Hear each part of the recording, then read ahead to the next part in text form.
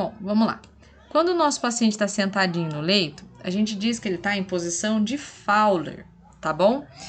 Se escreve Fowler, mas a gente lê Fowler, tá? Quando o paciente está sentadinho assim. Observe um detalhe. Aqui eu tenho uma inclinação na cama, né, no leito, que me permite, né, uma certa resistência para que o paciente não escorregue, tá? Gente, quando nós chegarmos em úlcera por pressão, eu vou lembrar vocês do seguinte: se alguém que tem televisão no quarto e já assistiu TV na cama, né, sentado na cama, você sabe o inferno que é porque você escorrega. Quando você vai ver, você tá lá embaixo. Só que a região das suas costas ali, da nádega, ela dói. Por quê? Porque você vai escorregando. É exatamente isso que acontece com o paciente. Então, a gente não pode deixar que o paciente fique escorregando. Ai, professora, mas eu subo ele desce. Tem que pôr apoio, tem que pôr coxim, tem que mexer no leito, na parte de baixo também, tá? A posição de Fowler, ela também é utilizada para cirurgias. Tem até um vídeo muito interessante de um rapaz que fez uma cirurgia no cérebro e ele, durante a cirurgia, estava tocando violão. Foi bem legal. E ele tá nessa posição, tá? As indicações. A posição de Fowler, ela pode ter derivações, né? Baixa, de 45 graus, média de 60 e alta, 90 graus. A variação de posicionamento, alimentação, higiene oral, administração de colírios, administração de medicamento por via oral, aspiração traqueal, nasal ou oral. Pacientes com risco de broncoaspiração e trombose devem ser mantidos sempre com a cabeceira elevada, tá? E cirurgias na região da cabeça.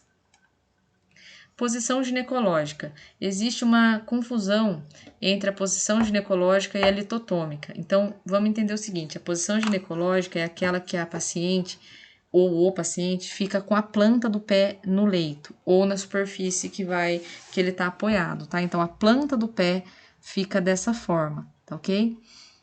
Normalmente, alguns ginecologistas podem optar por essa posição para fazer o exame do preventivo ou exames da vagina, região perianal e partos, tá? Então, em algumas situações, a gente pode ver o posicionamento, né, da pessoa dessa forma, tá? Região perianal é aquela região que fica entre a vagina e o ânus, tá? Aquela região ali a gente chama de períneo, tá bom? A posição litotômica, eu já tenho um apoio, ó. E aí as pernas ficam para cima, a planta do pé fica para cima, diferente, né, da posição ginecológica que a planta do pé fica, né, na superfície, tá? Quando que essa posição ela é utilizada? Coleta do exame preventivo, exames da região da vagina, perianal, exames e cirurgias de hemorroida e partos, tá ok? Posição de decúbito ventral. Quando a pessoa está com a barriga na superfície, tá com o abdômen na superfície. Então, a gente chama de decúbito ventral ou prona, tá? Um dos dois. Quando que a gente posiciona o paciente assim? Ah, olha que interessante, tá? Isso aqui é também para cirurgia, ó, onde eu consigo, o paciente está em decúbito ventral, mas ele tá com uma elevação aqui, tá?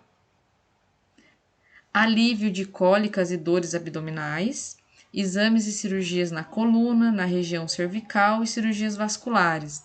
Então, muitas vezes pode ser que o paciente, a cirurgia de varize, por exemplo, a varize pega tanto a parte posterior da perna quanto a parte anterior. Então, pode ser que em alguns momentos, durante a cirurgia vascular, o médico peça para a gente virar o paciente em posição.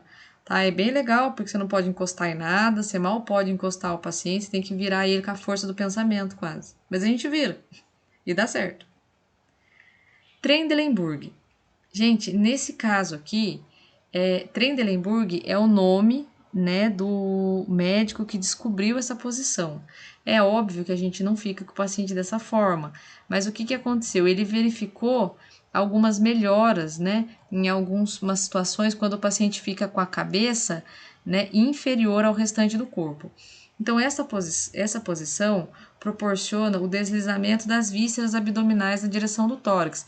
Então, os intestinos que estão aqui, o que vai acontecer? Ele vai descer pela ação da gravidade, certo? É lógico que ele não vai desprender totalmente, os intestinos são totalmente fixados ali por ligamentos, que nem vocês já devem ter visto, mas ele pende para baixo, tá? Permitindo uma melhor exposição da pelve.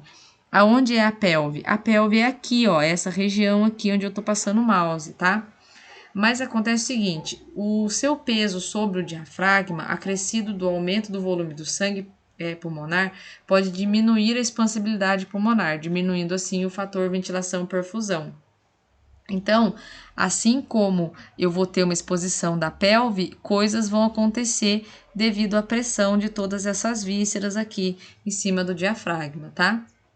Então, aqui de novo a posição de Trendelenburg, mas agora, né, na maca cirúrgica. E para que a gente usa, né? Prevenção e tratamento em caso de choque, laparotomia, gente, laparô é o termo técnico utilizado para abdômen, tá? E tomia é o termo técnico utilizado para abertura. Então, eu vou fazer um corte. Cortar, tá? Ó, é relacionado à tomia. Então, laparotomia significa cortar o abdômen, tá? Nesse caso aqui de abdômen inferior, aumento da circulação cerebral, favorecimento do retorno venoso e cirurgias vasculares. Professora, mas essa posição a gente só usa em centro cirúrgico? Não, a gente usa também, tá, em diversas situações.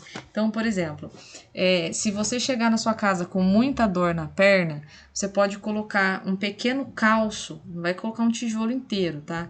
Mas um pequeno calço embaixo do pé da sua cama, da parte de baixo, e você vai promover uma pequena elevação das suas pernas. Você vai sentir a melhora na dor das pernas, por quê? Porque você está favorecendo o retorno venoso. O que significa retorno venoso? O sangue voltar ao coração.